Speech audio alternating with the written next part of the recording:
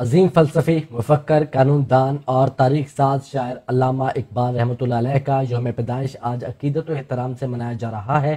پاکستان کا خواب دیکھنے والے اس عظیم رہنما کی فکر نے مسلمانوں میں ایک نئی لہر بیدار کی۔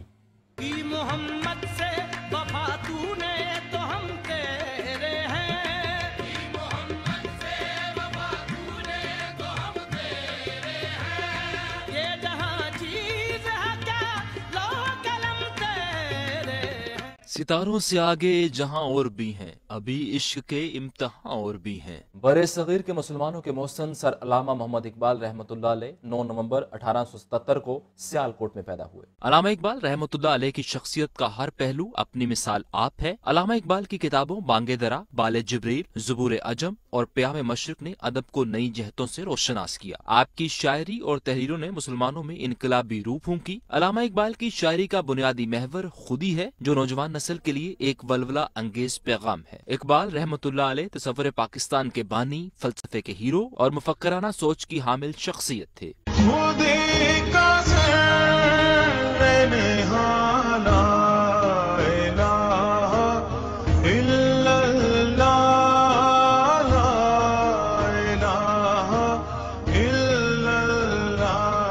علامہ اقبال نے بر صغیر کے رہنے والوں کے لیے الگ وطن کا خواب دیکھا۔ بطور سیاستدان آپ کا سب سے بڑا کارنامہ تصور پاکستان ہی ہے۔ آپ کے اسی تصور کو قائد اعظم نے صرف 7 سال کے عرصے میں عملی جامہ پہنا دیا۔